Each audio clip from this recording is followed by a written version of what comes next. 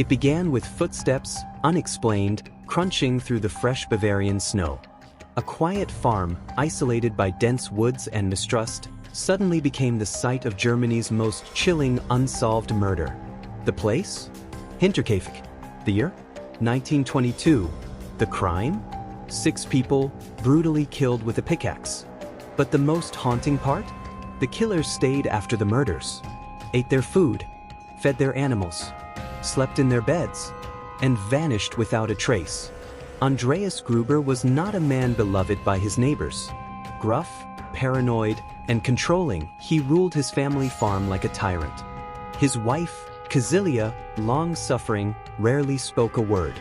Their daughter, Victoria Gabriel, a widow in her early 30s, lived with them, along with her 2 children, 7-year-old Kazilia and 2-year-old Joseph. Also on the farm was their new maid, Maria Baumgartner. She had just arrived. Her first night would be her last. Hinterkaifeck wasn't a place, it was more of a direction. A farm located about 70 kilometers north of Munich, halfway between Ingolstadt and Schrobenhausen. The nearest neighbor was over a kilometer away. But even in such isolation, rumors traveled fast. Whispers of incest, violence, and secrets festered behind the walls of the Gruber farmhouse. And someone had been watching. 6 months before the murders, the previous maid fled the house, claiming it was haunted. She spoke of hearing voices in the attic, doors opening and closing by themselves, and footsteps echoing when no one else was around. Andreas dismissed her. Superstition, he called it. But soon even he would feel the chill. Tools began to vanish. Footprints led from the woods to the house, but never back. On March 31, 1922, something terrible unfolded at Hinterkaifeck. One by one, the family members were lured into the barn. Perhaps by sounds, perhaps by whispers. No one knows. But what's certain is that 4 of them, Andreas, Kazilia, Sr., Victoria, and little Kazilia, were murdered with horrifying brutality. Their skulls caved in, one after another. The killer hid their bodies beneath hay. Inside the farmhouse, the horror continued. The killer entered the home and murdered the maid, Maria, in her chamber. Then he went into the nursery. And there, the final act. 2-year-old Joseph, asleep in his crib, was killed with the same pickaxe. No mercy, no struggle, just silence. And then, the killer stayed. For days, the chimney smoked. The animals were fed. Someone used the kitchen. Footsteps circled the property. But no one came to the door. Neighbors grew suspicious. When the Grubers didn't attend church or pick up supplies, villagers gathered their courage and went to the farm. What they found behind the barn doors would haunt them for life. The police were called, but they were unprepared for what they saw. The barn, soaked in blood. The bodies mutilated. Victoria's skull smashed to fragments. Her daughter's face twisted in horror, hair torn out in clumps. A sign she had survived for hours, maybe a day after the attack. Crawling, bleeding, dying alone in the dark. The house reeked of an unnatural calm. The beds were used. Food had been eaten. A chair near the window looked outward, as if someone had watched the path for visitors. A candle had been lit at night. Someone lived there after the murders. And then, simply walked away. The tool used for the killings, a mattock, a type of pickaxe, was later found hidden in the attic, covered in dried blood. The police questioned dozens, interviewed neighbors, and examined hundreds of leads. But the crime scene had already been contaminated by curious villagers. And in 1922, forensic science was still in its infancy. One theory pointed to Lorenz Schlittenbauer, a former suitor of Victoria, who may have fathered little Joseph.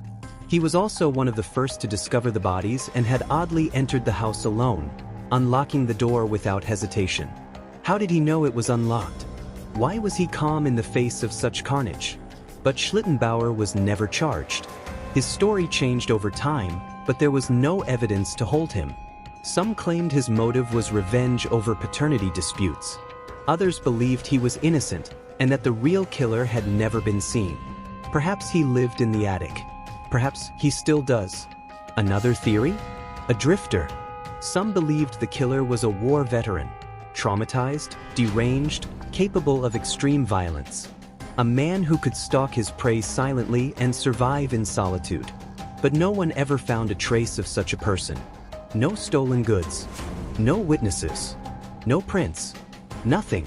The most disturbing theory? That it was someone inside the family. Victoria and her father Andreas had a documented, dark history. Court records showed Andreas had been convicted years earlier for incest with his daughter. Though the sentence was light, the damage was permanent. Some believe Joseph was not the child of a dead soldier, but Andreas himself.